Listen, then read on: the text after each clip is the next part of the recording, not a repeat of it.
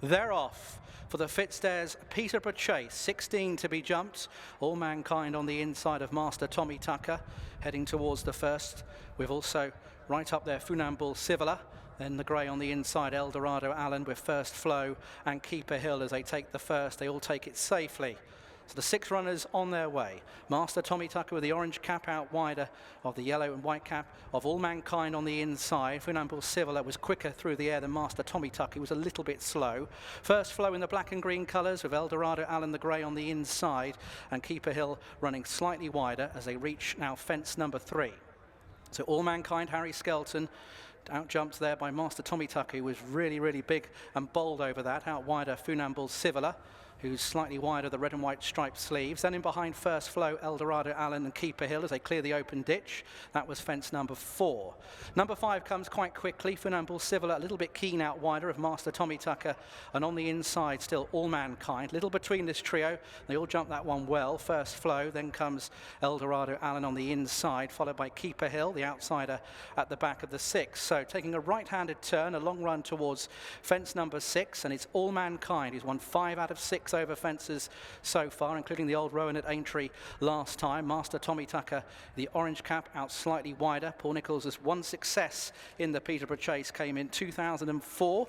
Then in behind Funambule Civiler, who certainly rose through the chasing ranks last season in 3rd place. First Flow's won 10 out of 20, including 7 over fences, the nose-banded run of the black and green colours. Then Eldorado Allen, the Holden Cup winner at Exeter last time, right up by the rail. And at the back of the field is Keeper Hill as they make their way down the home straight for the first time. This is fence number 6.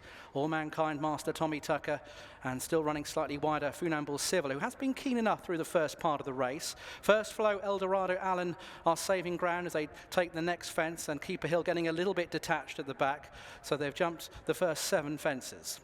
All Mankind with Funambule Civiler out wider. Then Master Tommy Tucker under Harry Cobden well positioned. In behind is First Flow with Eldorado Allen, 5 lengths back to Keeper Hill. Here's the open ditch, fence number 8.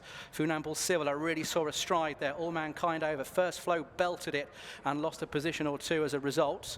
The others all jumped it pretty well, but it's All Mankind saving ground by the rail with Funambule Civiler out wider as they reach another plain fence. This is number 9 of the contest. First Flow again just brushes through the top. Eldorado Allen is saving ground by the rail. Master Tommy Tucker is losing a couple of positions around that bend, and Keeper Hill is still some 8 lengths behind him and struggling now to stay within closer proximity of the other 5. So racing out onto their final circuit in the Fitzdares Peterborough Chase.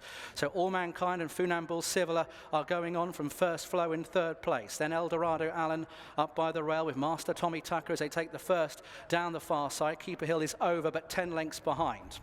All Mankind on the inside of Funambule Civiler. Then First Flow in 3rd place, who's getting a bit more competitive. Eldorado Allen and Master Tommy Tucker are still only 3 lengths off the gallop, and continuing is Keeper Hill, some 15 lengths behind them.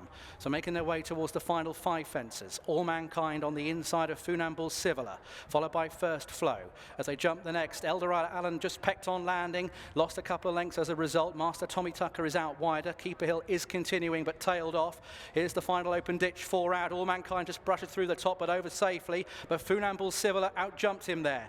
Funambule Civiler then going on from All Mankind. The final fence down the far side will be 3 from the finish. Funambule Civiler shortened up. All Mankind being rousted along to close. First Flow in 3rd place. Master Tommy Tucker. Eldorado Allen is being ridden along. Keeper Hill continues completely tailed off. So Funambule Civiler, All Mankind being rousted along, but he's upside. First Flow is about 3 lengths behind them. Then Master Tommy Tucker, who's trying to improve. Eldorado Allen's got plenty to do, 6 lengths behind them at the moment. Funambule Civiler still tanking along in front. All Mankind being hard ridden in 2nd. First Flow's not out of this in 3rd place and is staying on. Then Master Tommy Tucker and Eldorado Allen also trying to get back into it. Heading into the home straight for the Peterborough Chase. Funambule Civiler still travels strongly. Chased by First Flow. Ridden along is All Mankind. Then in behind Master Tommy Tucker, and then comes Eldorado Allen. Funambule Civiler. First Flow is the danger now. All Mankind Mankind in real trouble. Then in behind Eldorado Allen is staying on, heading towards the final fence. Then Funambule Civilla and First Flow, little between them. They're clear of Eldorado Allen. They're desperately tired, All Mankind and Master Tommy Tucker, but it's First Flow who's hit the front and has gone on from Funambule Civilla. First Flow being driven out, moves on by a couple of lengths, and First Flow is staying on strongly for David Bass and Kim Bailey. Back from a break, First Flow wins the Peterborough. In second place, Funambule Civilla, Eldorado Allen in third place, then Master Tommy Tucker, and a desperately tired All Mankind only fifth. First Flow has won the Fitzdares Peterborough Chase, the Grade 2 feature of the day at Huntingdon. Kim Bailey, winning trainer, well done indeed. You've made no secret of the fact that this was the planned weekend, but not necessarily the planned race. You must be fully vindicated of what you chose to do in the end. Well, I mean, it was never on the horizon really, and you know, we were always going to go to Sandown. When they started watering at Sandown, it really was a case of, I think that's going to be crazy for him, because he's a horse that wants soft ground. And as you know, I had an argument with my jockey all week. He was convinced he wasn't going to stay, he still was convinced today he wasn't going to stay. So no, it's great.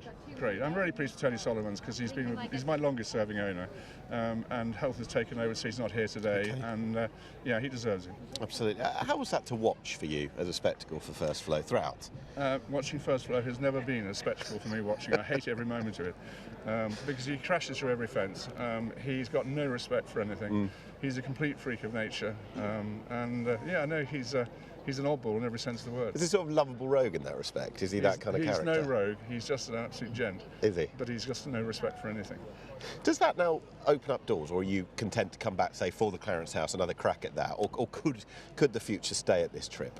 You know, I jokingly say, well, there's open options, and there aren't that many options to go to. But I mean, he could go to Ascot the month after for the 2.5 mile Grade 1. He could do. I mean, it does help a little bit. You know, we were in the car coming back from Aintree yesterday, and Nico de Boyville rang David Bass and said he'd definitely stay, and they had an argument on the phone. You know, it's absolutely no chance my horse will stay. But he's shown, you know, he ran over 2 mile 2 at Ascot as a novice. I know he got beat, but I mean, you know, he still ran well. You know, he's one of those very lovable horses. I've got a special time for him. And just with the ground today, obviously you worried about the water ground potentially at Sandown, but was the ground still on the cusp of what he really would like to relish or not? Well, I mean, I've never run him on this ground. I mean, the only reason I think we've run him on soft ground, because he actually handles it better than everybody else. Yeah. So perhaps we've been wrong for an awful long time. Does this horse mean an awful lot to you, all things considered? He does. And to David as well, because I got the sense David as well was smiling, although he was wrong and you were right. Yeah. I'm sure he was quite happy to be proven wrong today. Well, it's one of those things. I mean, excuse me, Tony Solomons has been my longest serving owner, and you know, he had a disaster some years ago, and I got him into a horse that turned out to be a very good horse from Harry Topper, so he deserves every bit. He's a lovely man. Well, best wishes to him. Kim, thank you very much. Clearly emotional. Well done with First Flow today.